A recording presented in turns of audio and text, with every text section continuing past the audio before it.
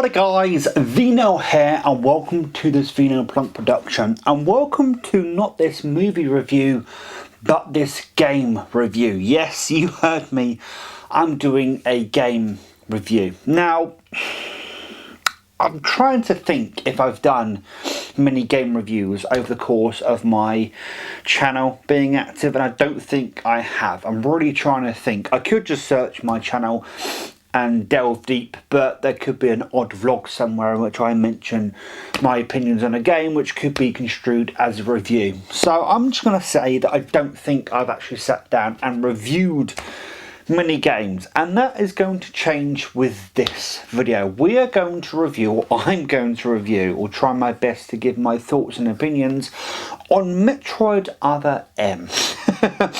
Yes, Metroid Other M, which was a game released, I do believe, in 2009/10, and it was met with fan and critic, not actually critic panning, actually got a 79% on Metacritic at the time, but it got absolutely slated by fans, and there are many reasons why it got slated by fans. It was the Metroid game to give Samus a voice, and you think that such a momentous occasion as giving your main protagonist a voice, and when I say a voice, I don't mean literally they talk because they've spoken in previous games. I mean actual voice acting with an actual actress behind the voice. For the first time in the series, they gave Samus Aran a voice. And you think with this monumentous occasion that there would be something a bit more poignant to say with the game. Yes, the game does say quite a bit, but you could say it says too much with that voice. And the delivery of that voice isn't necessarily the best. So with all of that said, let's delve into my thoughts and opinions of Metroid Other M. I will say there are going to be spoilers contained within this video, simply because I need to speak about said spoilers in order to talk about some of my thoughts on the plot, the gameplay, and just the game in general. So let's start with the story. The story is that Samus has received a distress call, what's known as a baby's cry. A baby's cry is a distress call that has the urgency of a baby crying. So basically it's a SOS, or a red alert in real life. So Samus attends this place called the Bottle Ship, and upon entering the Bottle Ship, Samus finds out that some things have been going on the ship, and then she bumps into the Galactic Federation. Not only does she bump into the Galactic Federation, but she finds her old CO, Adam Malkovich, as the commanding officer of this group of the Galactic Federation that have come to investigate this ship. And you then continue through the game with basically, after a while, Adam Malkovich becomes Samus's commanding officer once again, and Adam Malkovich and the team of Galactic Federation troopers that you get to know become the main conceit of this game. And what is the main conceit of this game in terms of gameplay concerned is that you don't find any weapons bar two weapons, which is the Seeker missile and the wave beam, or is it the wave beam or the plasma beam? There's another beam you find just by fighting it, by defeating the enemy. So in previous Metroids, there are Chozo statues littered around the place in both the first Metroid and Super Metroid. I don't know much about Samus Returns and the Game Boy, so I can't comment on that one, but you find Chozo statues littered around the map, and some of them are quite hard to find, some are very easy to find, and those Chozo statues quite often contain an item that you can use for your progression. The whole Metroidvania genre, subgenre, was created by Castlevania and Metroid, and in fact Castlevania took a while before adopting that style of gameplay and progression. Metroid had it from the outset. So you'd think a game that has carved its own subgenre, or made its own subgenre, that it be more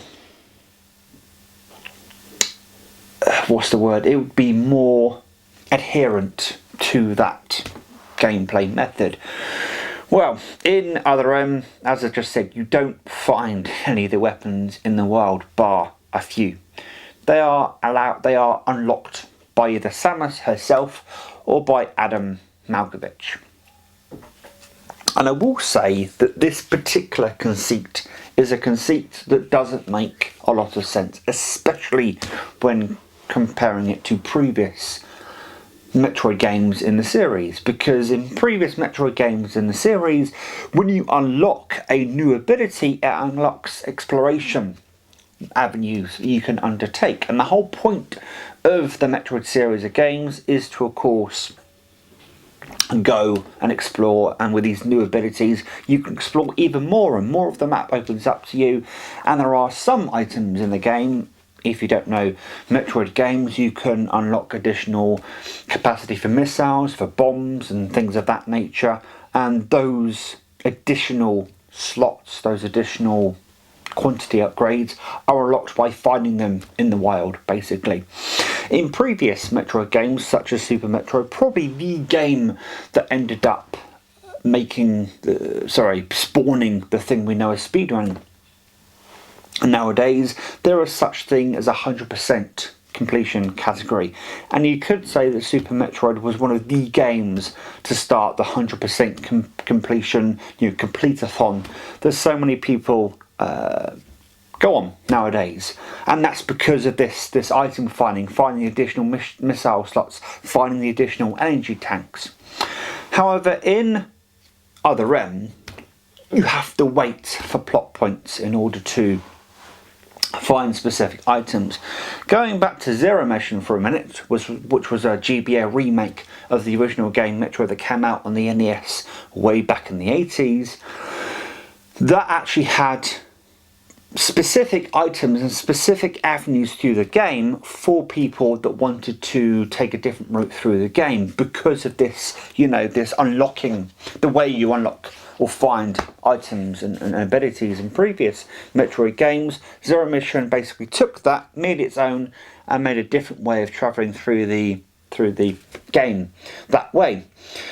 So going back to Other M, this conceit is a massive conceit, and there is actually a part in the game where you lose contact with Adam Malkovich, and as a result of losing contact with Adam Malkovich, he can no longer authorise the unlocking of certain weapons. And there's a couple of parts in the game where Samus herself decides, you know what, I'm going to unlock this ability for no reason, just because the current situation calls for that ability to unlock. It's almost like Samus has some amnesia and then thinks, oh bloody hell, I'm in this situation where I'm going to need the gravity suit, and then enables the gravity suit for some unbeknownst reason. You would think upon her discovering that her previous CO, the CO of the current mission, is missing in action, she would enable all of her abilities in order to go and help find him as quick as possible. But no, that doesn't happen. So that is a major contradiction against the previous Metroid games, and is a major contradiction in this game as well, because as a review I've just got done watching actually said, that you have to wait for plot points before certain things are unlocked. And as I was playing through the game, there are times where I was waiting for a scripted event to happen, because I thought that's how a particular ability would unlock, only to find out that no, it doesn't unlock in that particular situation, and I'd end up dying. I'd actually think in certain situations, if I was facing an enemy or a boss, like a mini boss or something, I was thinking, oh, I might have to be at below a certain percentage of health in order to activate an ability. No, it never happens, and I end up dying. And the amount of times I did that, you could say, I should probably learn from that. But there are actually situations, scripted events in the game, in which you unlock certain abilities at certain points during a boss fight. So I'm not completely insane thinking about that maybe one of the ways to unlock abilities. And it did lead to a massive level of frustration. And the gameplay itself, I like the gameplay quite a bit. It is a hodgepodge of a hybrid between previous Metroid games, between the side-scrolling nature and the 3D nature of it, and then the first-person view of Metroid Prime, but it's done in kind of a hodgepodgey kind of way. And there are times where I was running around a room thinking, do I need to do this in first person mode? Do I need to do this in first person mode, sorry? And there was no indication by the game to be like, yep, you need to go into third person mode and look through this environment in first person mode. I had to just come up with that myself, and there are times where I was running around the room upwards of half an hour thinking, where do I go from here? I'd backtrack half the map and then go, well, I can't go that way, and then continue on. I will say one thing, the game does lock certain doors. So if you're in a particular area of the game and you're thinking, oh, I'm going to backtrack a little bit, see if that's where I need to go, the game will lock certain doors so you can't backtrack too far, so you can't get completely lost, which some people may say is a bad part of the game, because of course the whole point of Metroid is to go and explore, and backtracking has been a part of Metroid since the very first game. However, I will say that I actually liked that feature in this moment, where I'm there wandering around and going, well, where do I go about things? So let's move on to gameplay. We've spoken a little about story, and let's talk more about story as we continue on. Gameplay, I'd have to say, I do enjoy the minute-to-minute gameplay of Metroid Other M. It does get very frustrating sometimes, but once I got a handle on the gameplay, it was very enjoyable, has been very enjoyable. I should have stated at the beginning, this is my third playthrough of the game with completing it. So, you know, I have played it before, and the gameplay I enjoy very much. The sense move function is a really cool function that did make its way into other games in the franchise. Samus Returns, the 3DS remake, kind of had a version of that in its game, and from the looks of things, Metroid Dread, which is coming out in 2 weeks' time as I'm doing this review, also has a similar function to the sense move thing. So it is making its way into other games. Was it implemented well in Metroid Other M? Maybe. It was, how can I put this? It felt sometimes finicky to me, and there are some battles that literally divulged in me just tapping either left or right, up and down, for the sense move function to kick in, so I could, you know, dodge out the way of an attack and then follow up with an attack. There are many boss fights in the game that just became a drudge, basically, of tapping left or right to hopefully enact the sense move, and then, you know. I will say one thing about the boss fights in Other M is they became quite laborious. There wasn't many boss fights I would say, oh, that was a fantastic boss fight. There is something to be said for not scripting boss fights. However, there are some times where boss fights are left so little scripted that you wonder what is going on or what to do in said boss fights. And I will say a lot of the boss fights in Other M just became very frustrating. I felt like I was banging my head against a brick wall, and that brick wall was not giving way in any way, shape or form, and I just had to keep grinding away at the boss fight in order to get through it. Boss fights aside, the general making your way through the game, the general traversal in the game, I actually quite enjoy. I enjoy although we've spoken about the conceit at the beginning of the video, towards the beginning of the video, about how abilities are unlocked. When they do get unlocked and you start becoming more powerful in the game, I like the feeling of going through old areas and just blasting your way through enemies that once were very hard to defeat early in the game become a breeze. There is a particular part in the game that you aren't facing a boss, you're facing two, like, robotic guns is the best way to describe it or explain it, and that became extremely annoying to me and frustrating. I think with that particular part in the game, I died the same amount of times I died on any of the boss fights. It became extremely annoying and frustrating, and the fact it wasn't a boss fight led me even more frustrated with what on earth was going on during those segments. Yeah, so, and there were quite a few of those segments throughout the game, not as extreme as that particular moment, but hey. In terms of the way you make you through the game, in terms of a gameplay, it's typical Metroid fare, and I'm a massive Metroid fan. Metroid Fusion is my favourite Metroid game, so making your way through the game, it's typical Metroid stuff, and I have nothing to complain about with that. It's done in a different style, it's done in the Other M style, and I like some of the things that Other M does in terms of shaking up the gameplay, shaking up the way things go. However, as I've discussed, some of it does end up getting quite frustrating, and also when you're fighting bosses or fighting just normal enemies, it does get confusing whether you need to fight them in non-first person mode or first person mode, and there's no indication whether you should or shouldn't do that at any point in time, so that does become quite frustrating. But yeah, the way you work your way through the game, as I began to understand or reacquaint myself with the way the game works, I began to look for the certain things, like there were certain buttons you need to shoot with a charged shot to unlock doors or have water levels go up and down. As you begin to make sense of what the game wants you to do, you can make your way through the game quite easily. And the gameplay itself I very much enjoyed. I wouldn't have completed it for a third time if I didn't enjoy the gameplay. So now we've spoken about the gameplay, we've spoken about the general gist of the game, we've spoken about the main conceit of the game. Shall we talk about story or plot? And shall we talk about the voice acting? So the voice acting for any other character apart from Samus isn't actually that bad. It's actually pretty good. They all have the voice that's been chosen for the particular character fits that particular character, and they give the character enough emotion and motivation, all those different things. But then we get to Samus.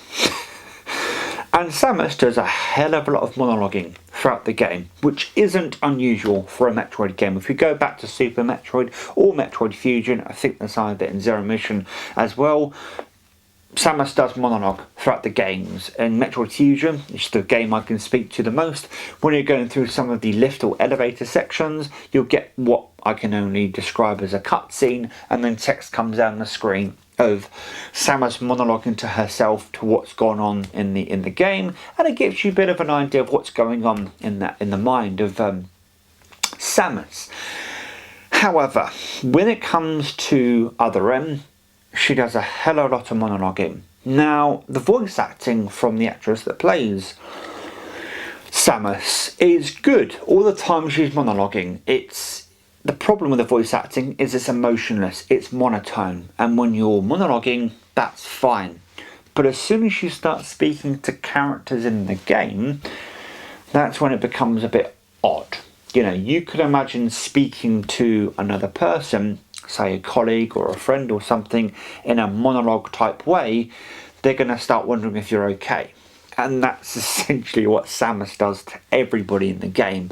There's very little emotion in her voice, very little, just emotion is all I can really say. She speaks in one tone throughout her entire voice, and the voice acting isn't that good. I will say the surrounding cast do seem to have pretty good voice acting, in my opinion, but when it comes to Samus, oh boy. And I didn't realise when I was much younger, when I played the game, how bad the voice acting was. And I will say, as I've gotten older and interacted and watched more media, voice acting is something I'm becoming a bit of a snob with. And so I very quickly realised how bad the voice acting from Samus was. So now we're going to get on to the story. I'm not going to delve into the philosophical elements of the story because they are extremely on the nose. And again, this kind of... I think it boils down to the fact that Metroid is a family game. And they wanted to be so on the nose so children and teenagers and all those different people can understand what they're trying to say without having to have it explained to them too in depth. So, although it's very on the nose, it's very melodramatic, all that kind of stuff, it is what it is at the end of the day. When we actually get to the plot itself, it involves conspiracies, it involves double agents, it involves secret people behind the scenes, which I have heard some people sort of talk about, that that's not necessarily a good thing, but then this isn't the first time we've had this in a Metroid game. Metroid Fusion, which again is the game that I can speak to probably the most. In Fusion, there is a conspiracy theory going on in Fusion, and to me there are times where Other M just feels like a extension or a evolution of Fusion, which is actually funny because Other M takes place before Fusion in the timeline of the game. I will say one thing though, is that Other M does change a significant part of not Zero Mission Fusion, but hey, that's beside the point. I actually like the story of Other M in terms of its conspiracy. Is its standard conspiracy theory stuff. There's not a lot new with it, but if you do enjoy a good conspiracy theory story and a good whodunit story, I wouldn't say good in terms of actually quality-wise good, but it has a whodunit run through it that I'm actually trying to think if you know who the person behind the whodunit is in the end. I don't think you do in the end, but that's beside the point. It's standard conspiracy stuff, but given I'm such a big fan of Fusion, again Fusion being my favourite game in the series, I actually enjoy Other M's story. I know that probably sounds bizarre to some people, but it kept me intrigued. Obviously I'd forgotten about most of the game since my last playthrough, so I actually was there for the story, and actually it kept me wondering, kept me going along. The gameplay was good enough to keep me going along, so can't really complain much about that.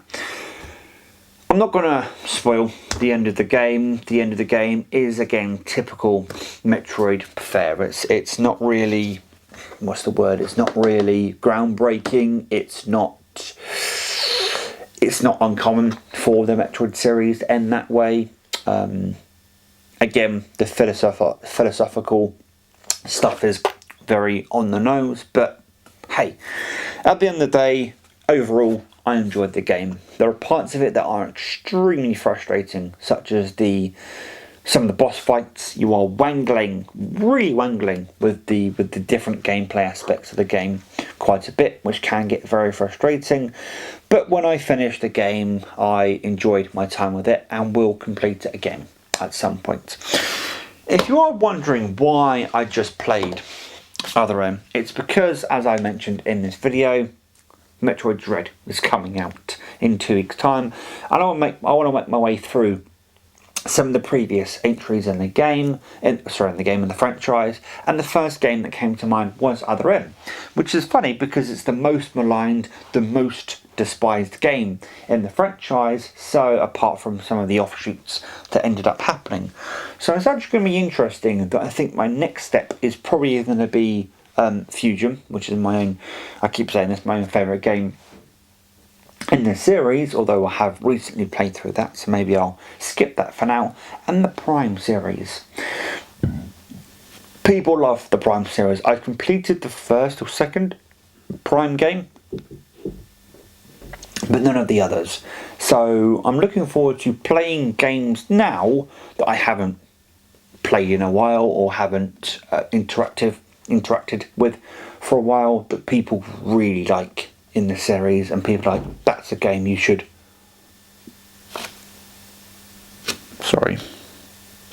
that really liked, and they're like, that's a game that you should play, whereas a lot of people say avoid Other M. Would I say avoid Other M at this precise moment in time? Again, I personally really enjoy Other M. it's a hard one to recommend to just casual fans of the franchise, because I think the frustrations would override an overall, and you'd end up probably, walking away from the game. I personally, as I've said, a few times in this video, enjoy it enough to complete the game, but I can understand if it's not everyone's cup of tea. The game I will hands down recommend is Fusion, without a shadow of a doubt. I would also recommend Super Metroid and the original and Zero Mission. However, I would say with Super Metroid, that even I find frustrating is the openness of the game can sometimes get in the way, whereas Fusion gives you a clear path to make your way through the game. Some people may turn around and go, oh, that contradicts and goes against what Metroid should be, but I say that it allows for a more focused game. And if you've gotten confused and lost in previous Metroid games, then maybe Fusion is the way to go. In fact, maybe I'll do a review of Fusion shortly.